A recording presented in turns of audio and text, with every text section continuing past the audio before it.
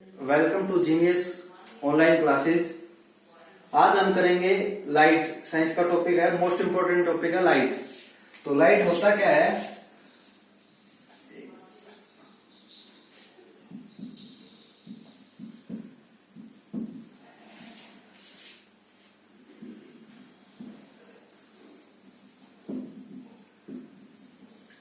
Light एक प्रकार की ऊर्जा होती है जो कि इलेक्ट्रोमैग्नेटिक रेडिएशन के फॉर्म में होती है। Electromagnetic radiation. अच्छा, हम है ना, हम सिर्फ लाइट का कुछ हिस्सा ही देख सकते हैं। बाकी बहुत सारी लाइट ऐसी होती है जिसको हम देख ही नहीं सकते, और लाइट को तो हम देख ही नहीं सकते, कुछ हिस्से में हम देख सकते हैं। वो एक स्पेक्ट्रम होता है जो कि 400 नैनोमीटर की वेवलेंथ से लेके और 700 नैनोमीटर की वेवलेंथ तक होता है। इसके बीच में 7 कलर आते हैं, इनको डिस्कस हम आगे करेंगे। वेबक्यूर के नाम से ये होते हैं। तो जो वायलेट कलर होता है, वायलेट, इसकी वेवलेंथ सबसे कम होती है 400 नैनोमीटर, और रेड कलर की वेवलेंथ होती है सबसे ज्यादा 700 नैनोमीटर।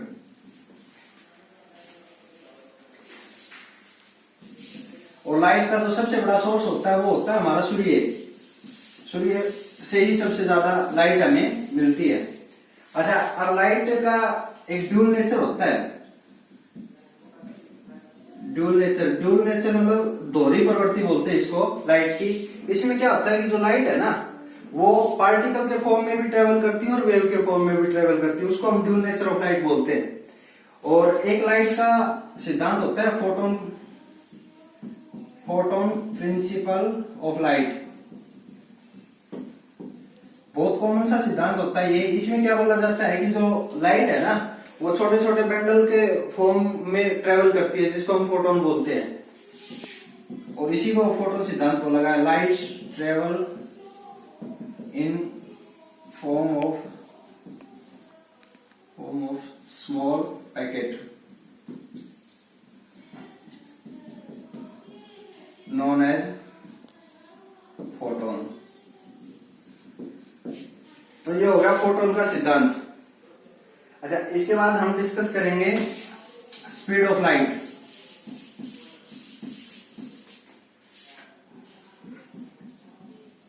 स्पीड ऑफ लाइट, जो स्पीड ऑफ लाइट होती है वो प्रत्येक मटेरियल में अलग अलग होती है। डिफरेंट मटेरियल में डिफरेंट होगी। और जो एयर और वैक्यूम में जो लेके चलते हैं हम, वैक्यूम में जो स्पीड होती है वो होती है 3 × 10⁸ मीटर पर सेकेंड। अच्छा, अब जो स्पीड ऑफ लाइट होती है ना, ये मटेरियल में पता कैसे चलती है कि कौन से मटेरियल में कितनी होगी और कौन से मटेरियल में कितनी? ये डिपेंड करती है किसी भी मटेरियल के रिफ्रैक्टिव इंडेक्स पे। रिफ्रैक्टिव इंडेक्स ये क्या होता है? ये होता है speed of light in vacuum और speed of light in material. मतलब जिस भी मटेरियल का हमें रिफ्रैक्टिव इंडेक्स चेक करना है, उसके लिए हमें क्या क्या चाहिए? या तो एक तो जैसे speed of light in vacuum, ये तो स्टैंडर्ड होगी 3 × 10⁸ मीटर पर सेकेंड। और अगर हमें रिफ्रैक्टिव इंडेक्स दिया गया है तो हम उससे स्पीड ऑफ लाइट उस मटेरियल की फाइंड आउट कर लेंगे। और अगर हमारे पास उस मटेरियल की स्पीड दी हुई है तो हम उसका रिफ्रैक्टिव इंडेक्स फाइंड आउट कर लेंगे। और रिफ्रैक्टिव इंडेक्स और जो लाइट की स्पीड है उसके बीच इनवर्सली प्रोपोर्शनल का रेशियो होता है। जो हमारा रिफ्रैक्टिव इंडेक्स है, यह इनवर्सली प्रोपोर्शनल होता है स्पीड ऑफ लाइट। मतलब जिस मटेरियल का रिफ्रैक्टिव इंडेक्स ज्यादा होगा, जिसका ये ज्यादा होगा, उसकी स्पीड ऑफ लाइट कम होगी। ठीक है।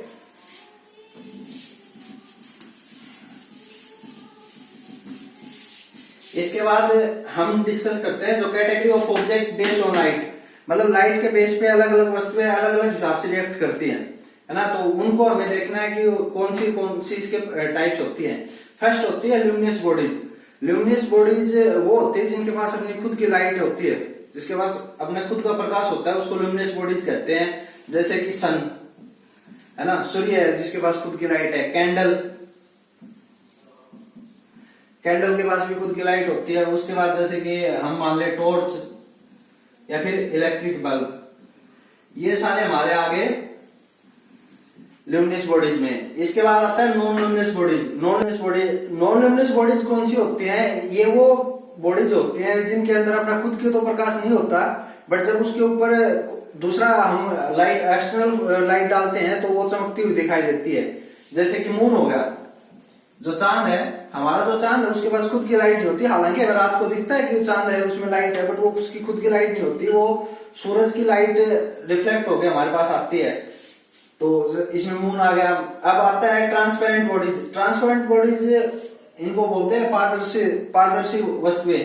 जैसे कि कोई भी पारदर्शी वस्तु जिसके अंदर से लाइट की जो किरणें है ना वो उसके अंदर से गुजर जाती है, उनको हम ट्रांसपेरेंट बॉडीज बोलते हैं। जैसे कि वाटर हो गया, है ना, पानी के अंदर से हम क्लियरली देख सकते हैं। उसके बाद जैसे कि एयर हो गया, है ना, और इसमें जैसे हमारा ग्लास आ गया, ठीक है, ये हो गया ट्रांसपेरेंट बॉडीज।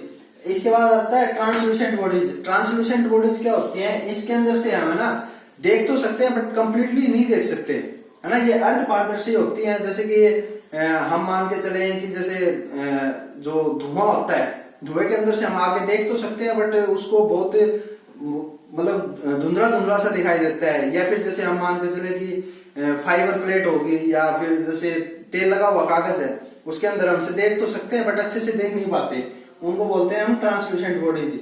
उसके बाद आती है ऑप्टिक बॉडीज। ऑप्टिक बॉडीज वो होती हैं जिसके अंदर से लाइट की रेज बिल्कुल पास नहीं होती, है ना। इसमें जैसे कि मेटल लगा लो, कोई भी मेटल है, मेटल हो गया, है ना, जैसे लकड़ी का टुकड़ा हो गया, वुड होगी, आयरन हो गया, जो कुछ भी, तो इनके अंदर से क्या होता है, जो प्रकाश की किरणें होती है वो इनके अंदर से गुजर नहीं सकती, तो इसलिए ये ऑप्टिक बॉडीज, इनके अंदर से हम कुछ देख नहीं सकते। इसके बाद हम डिस्कस करेंगे फिनोमेना ऑफ लाइट्स। इसमें मेनली 3 टॉपिक आते हैं। जैसे कि फर्स्ट हो गया reflection of light,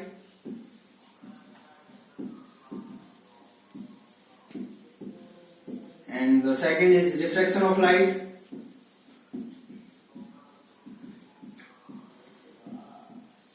and third one is scattering of light.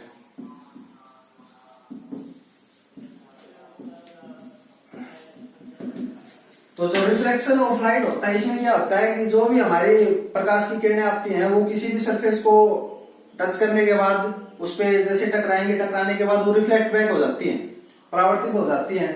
तो उसमें उसके कुछ लॉ हैं कि वो किस हिसाब से आएंगी और कैसे वो वापस जाएंगी। जैसे कि ये हमने कोई भी प्लेन सरफेस मान लिया, है ना, इस पे एक रे आती है, ये इंसिडेंट रे होगी, और ये इस पे यहाँ पे टकराने के बाद वापस चली जाएगी। तो इसका एक प्रोसेस होता है, ये नहीं कि कहीं से आई और कहीं से टकरा के कहीं चली गई। ये हम इस सरफेस के 90 डिग्री में एक नॉर्मल ले लेते हैं। तो जो इंसिडेंट रे आएगी, नॉर्मल और इंसिडेंट रे के बीच में जो एंगल होता है उसको बोलते हैं हम एंगल ऑफ इंसिडेंस। ये एंगल ऑफ इंसिडेंस हमेशा इक्वल होगा एंगल ऑफ रिफ्लेक्शन के। और एंगल ऑफ रिफ्लेक्शन क्या होता है? नॉर्मल और रिफ्लेक्टेड रे के बीच में जो एंगल होता है ना, उसको हम एंगल ऑफ रिफ्लेक्शन बोलते हैं। रिफ्लेक्टेड रे होगी ये। तो इसके जो लॉ है वो क्या कहते हैं? फर्स्ट तो हो गया जो एंगल ऑफ इंसिडेंस है वो always equal to angle of reflection, and the second one is जो इंसिडेंट हमारी इंसिडेंट रे है, जो हमारी इंसिडेंट रे है और जो नॉर्मल है और जो रिफ्लेक्टेड रे है, ये तीनों ही एक सेम प्लेन में होंगे।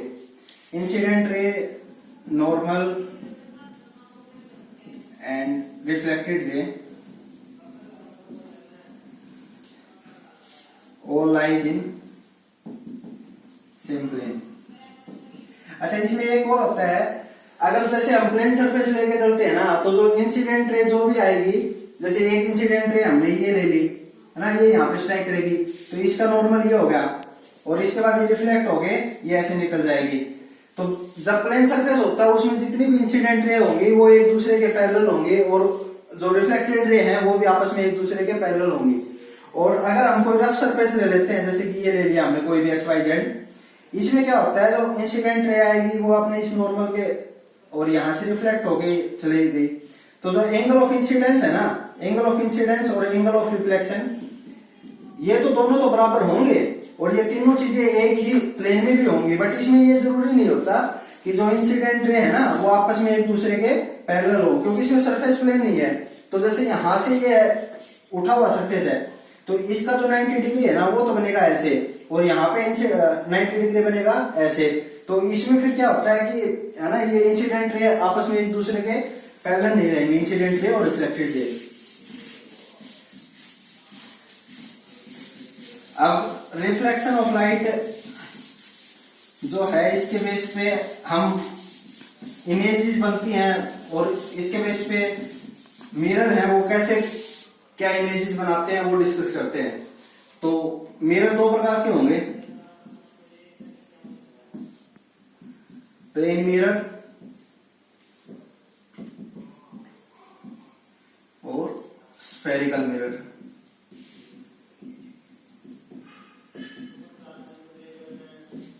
जब कोई भी लाइट है ना वो मिरर पे आके टकराएगी तो उसके बाद उसकी रेज कैसे रिफ्लेक्ट बैक होती है और वो प्लेन मिरर पे कैसे रिएक्ट करती है एंड स्फेरिकल मिरर पे कैसे रिएक्ट करती है, हम इसके बारे में डिस्कस करेंगे। स्फेरिकल मिरर के आगे चलते दो तरह के हो जाते हैं, one is concave mirror and another one is convex mirror. Concave mirror को बोलते हैं हम अवतल दर्पण और कॉन्वेक्स मिरर को बोलते हैं उत्तल दर्पण। तो एक बार हम प्लेन मिरर का डिस्कस कर लेते हैं। प्लेन मिरर कर लेते हैं हम। प्लेन मिरर कौन सा होता है, जो हम डेली सुबह नहाने के बाद जो शीशा देखते हैं ना वो प्लेन मिरर होता है। तो प्लेन मिरर में इमेज बनेगी कैसे वो देखते हैं। हम सीधे दिखाई देते हैं ना, तो इमेज एक तो होगी इरेक्ट और एक होती है वर्चुअल। वर्चुअल मतलब आभासी। तो जो प्लेन मिरर में इमेज बनती है वो वर्चुअल बनेगी और इरेक्ट बनेगी। कैसे बनती है वो हम एक बार देख लेते हैं। जैसे हमने ये कोई भी एक प्लेन मिरर ले लिया है ना, इसमें हमने यहाँ पे एक ऑब्जेक्ट रख दिया, इसको मान लेते हैं ए और बी। तो अब ये देखना है कि इसकी इमेज कहां बनेगी और कैसे बनेगी। तो यहां से जो रे निकलेगी वो यहां गई।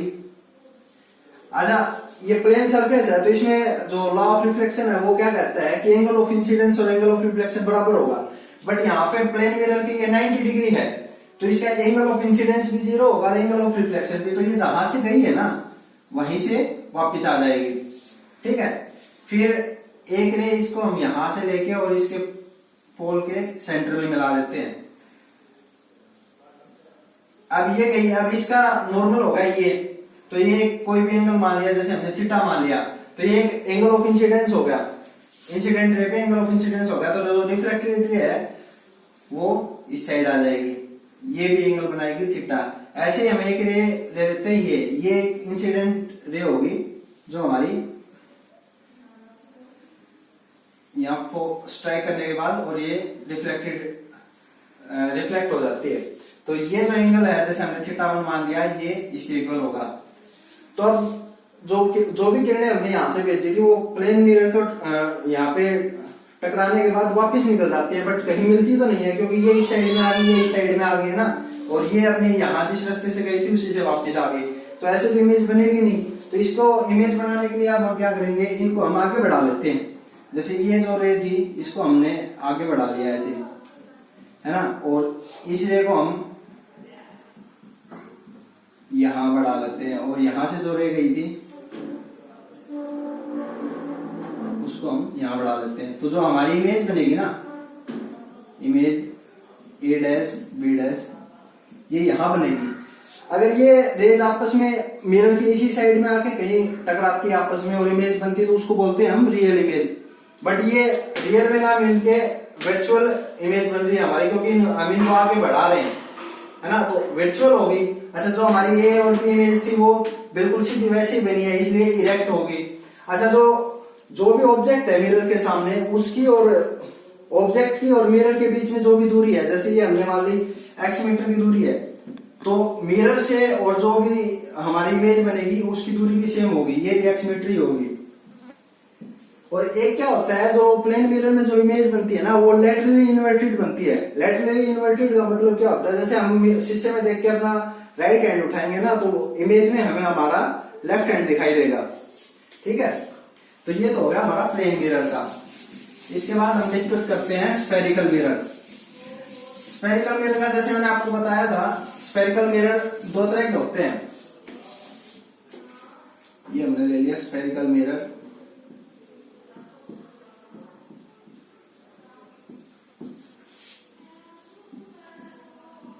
कॉनकेव और कॉन्वेक्स, इसको बोलते हैं हम अवतल दर्पण और इसको बोलते हैं उत्तल दर्पण।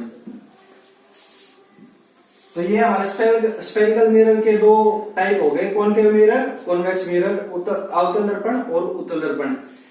अब इनमें डिफरेंस क्या होता है, हम एक बार उसको डिस्कस कर लेते हैं। एक बार मैं आपको पूरा डायग्राम बना के दिखा देता हूं।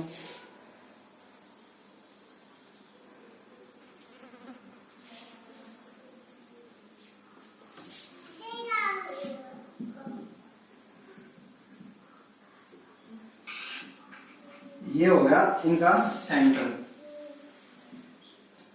तो जो कॉनकेव मिरर होता है ना, उसका जो रिफ्लेक्टिंग सरफेस होता है वो सेंटर ऑफ कर्वेचर, इसको हम सेंटर ऑफ कर्वेचर बोलते हैं।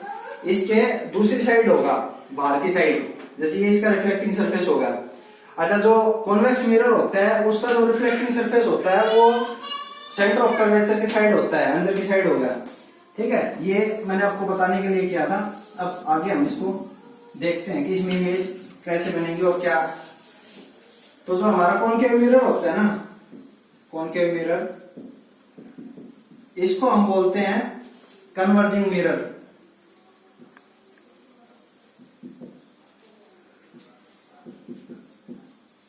कन्वर्जिंग मिरर का मतलब क्या होता है, जैसे इस पे जो भी लाइट आएंगी ना, जैसे एक रे यहां से आई, एक रे यहां से आई, एक रे यहां से आई, तो ये आपस में तो मिलेंगे नहीं, ये वापस ऐसे रिफ्लेक्ट बैक हो जाएंगे। बट जो इनको आगे बढ़ाने से जब ये रेज मिलती है ना, तो ये ऐसे मिलेंगी, ये एक जगह पे इकट्ठा हो जाती हैं, तो इनको बोलते हैं कन्वर्जिंग। ये कन्वर्जिंग रेज होगी क्योंकि अलग अलग फोकस से आगे एक जगह पे आके। और कॉन्वेक्स मिरर में क्या होता है, जो हमारी रेज आती है ना,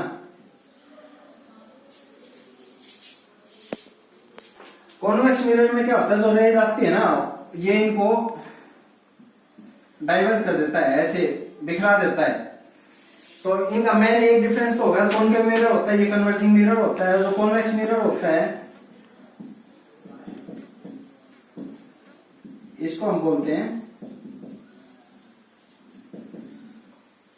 diverging mirror.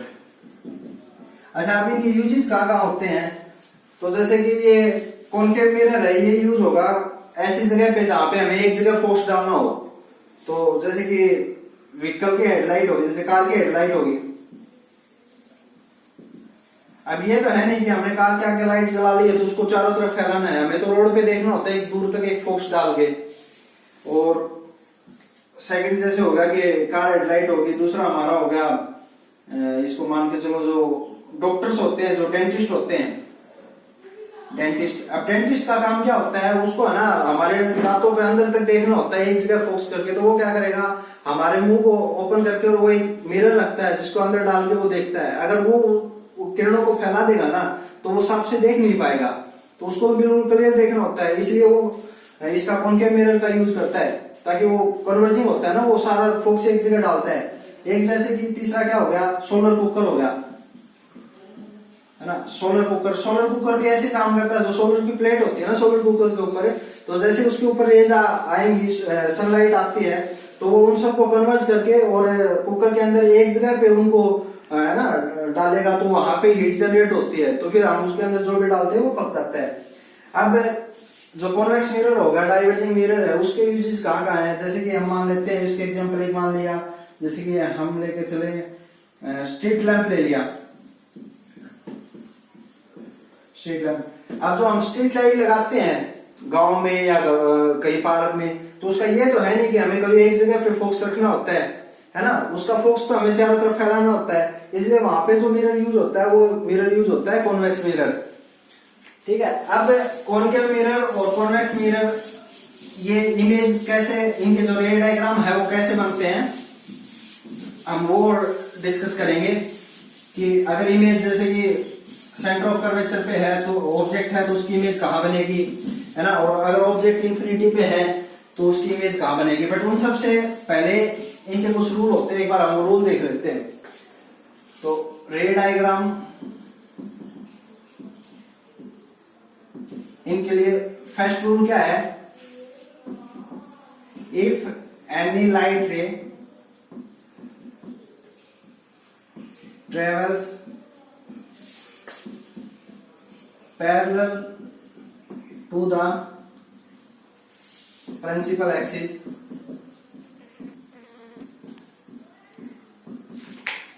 then after reflection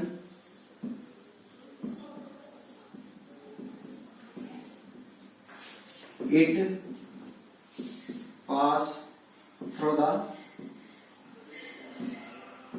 focus। तो क्या होता है, अगर कोई भी लाइट की किरण है ना, अगर प्रिंसिपल एक्सिस के पैरेलल में ट्रेवल करती होगी तो वो रिफ्लेक्ट करने के बाद फोकस से होके वापस गुजर जाएगी। सेकंड रूल क्या करता है, इफ एनी लाइट रे, सेकंड क्या होता है, इसका अपोजिट ही होता है देखा जाए तो। अगर कोई लाइट है ना फोकस से होकर गुजरेगी तो वो रिफ्लेक्ट होने के बाद प्रिंसिपल एक्सिस के पैरेलल आ जाएगी, है ना। और क्या होता है कि जैसे हमारे जो कॉनकेव मिरर होता है ना, कॉनकेव मिरर में तो वो रिफ्लेक्ट होके और सेम मीडियम में वापस आ जाती है और वहां से हमें इमेज मिल जाती है। बट कॉन्वेक्स मिरर में क्या होता है, वो डाइवर्जिंग मिरर है, वो उसको डाइवर्ज कर देगा रेज को, तो वो उन रेज को जब हम आगे बढ़ाते हैं ना तो जैसे ये कॉन्वेक्स मिरर हो गया, मैं एक बार आपको बता देता हूँ इसमें पोल कहाँ होता है और कहाँ क्या होता है। तो ये हो गया पोल, यहाँ पे पोल होता है और ये होता है फोकस और ये होता है सेंटर ऑफ कर्वेचर जो इस सर्कल का सेंटर होता है। तो अब जैसे ये कॉनकेव मिरर है तो कॉनकेव मिरर में तो क्या है, जैसे ये प्रिंसिपल एक्सिस के पैरेलल, इसको बोलते हैं हम प्रिंसिपल एक्सिस, ये जो हो गया हमारा प्रिंसिपल एक्सिस हो गया। तो अब ये रेज इसके पैरेलल आई ना तो ये यहां से स्ट्राइक करने के बाद और ये जो फोकस है इससे होकर गुजर जाएगी। ठीक है, और इनके अब जैसे हम ये हमने ले लिया कॉन्वेक्स मिरर। कॉन्वेक्स मिरर में क्या होता है, जैसे ये प्रिंसिपल एक्सिस के पैरेलल में हमने कोई रेज डाली तो ये तो रिफ्लेक्ट बैक हो गए और ऐसे आ गई। तो अब यहां से इमेज तो नहीं बनेगी ना, एक इमेज जैसे हमने यहां से डाल दी है ना, तो ये भी रिफ्लेक्ट